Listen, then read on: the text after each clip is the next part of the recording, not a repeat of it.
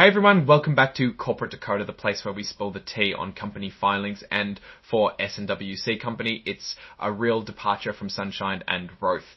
Today we are looking at a rather somber report. S&W Seed Co is essentially planning to go dark. They're delisting from the Nasdaq and ending their public reporting. Let's dive into why this is happening and what it means for the company and its former investors. So right off the bat, S&W Seed Co is filing a Form 8K. This is a current report that companies use to announce major events that shareholders should know about. Think of it as a really important status update. The key date here is July 8th, 2025. This is when the company's board of directors made a big decision. S&W Seed Co, as you might know, is involved in the seed business, but lately it seems like things haven't been going as planned in the public market. They are incorporated in Nevada and their stock has been trading under the symbol SANDU on the Nasdaq Capital Market, but that's all about to change. The big news is buried in item 301. S&W Seed Co decided to voluntarily delist its common stock from the Nasdaq Capital Market. This means they are voluntarily taking their company off the stock exchange, but it gets bigger than just delisting. They are also planning to deregister their common stock with the SEC. What does that mean? It means they want to stop filing all those regular public reports like the 10K and 10Q that we at Corporate Dakota love so much. They're aiming to become a private company in terms of their reporting obligations. So on July 14th, they officially told Nasdaq they want out. They plan to file a Form 25, which is the official paperwork for delisting, around July 24th. And about 10 days after that, their stock will no longer be traded on Nasdaq. Now, why would a company do this? The report gives us the reasons. First, they think they're going to have trouble meeting Nasdaq's listing rules anyway. When a company can't meet these rules like minimum stock price or financial reporting standards, Nasdaq will delist them. So going voluntarily might be a way to control the process. Second, and this is a big one, they mention the high cost, the personnel needed, and the general regulatory headaches of being a public company. And then there's the kicker. They reference previously disclosed events of default under certain of its credit facilities and termination of employees, as described in an earlier filing on June 23rd. This tells us the company has been in financial distress. Defaulting on credit facilities means they didn't pay back their loans as agreed. This is a clear sign of serious financial trouble. Laying off employees also points to cost cutting due to financial strain. To completely stop their reporting, they're going to file a Form 15. This is typically done after a company's stock is no longer held by enough shareholders to warrant public reporting. They expect to file this around August 4th. Once that Form 15 is effective, they will no longer have to file those detailed quarterly and annual reports.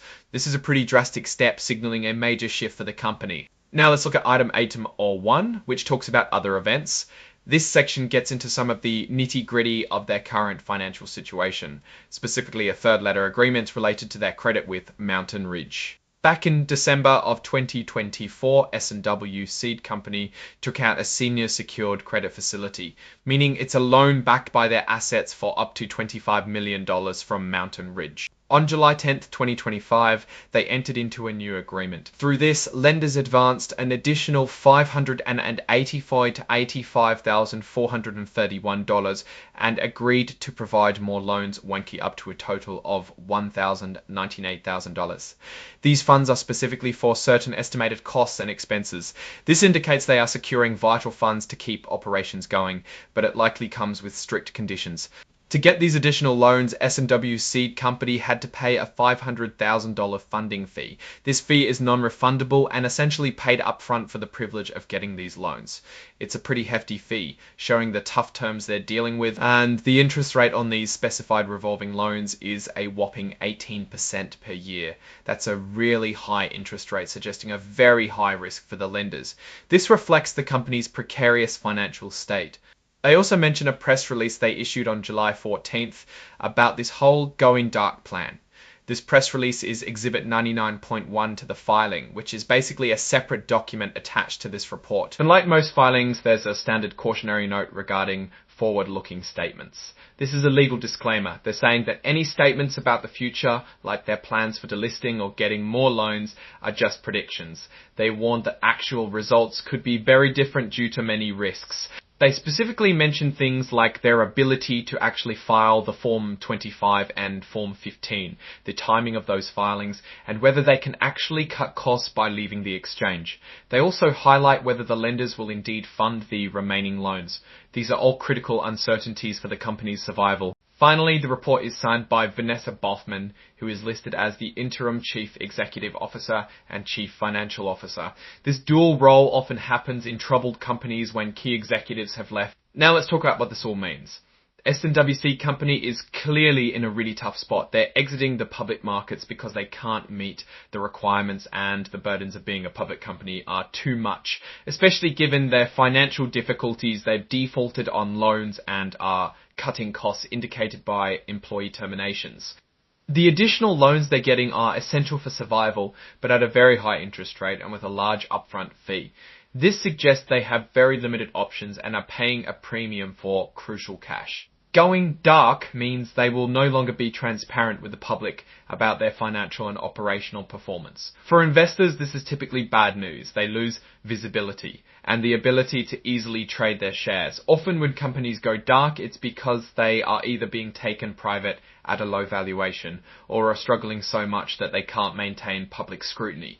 In S&W Seed Company's case, the financial distress and defaults are strong indicators that this is a measure taken out of necessity rather than a strategic choice for growth. The company's future hinges on its ability to manage its debt, control costs, and potentially find a viable path forward as a private entity, or perhaps be acquired. The decision to delist and deregister, coupled with the dire financial straits mentioned, paints a picture of a company fighting for survival. It's a significant turning point, marking the end of its public chapter, likely driven by financial pressures and a desire to reduce the very high costs and complexities of regulatory compliance.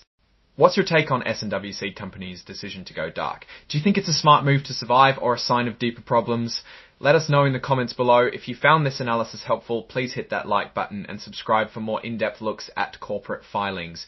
Also, don't forget to join our Discord community for more discussions. The link is in the description. Thanks for watching. See you next time.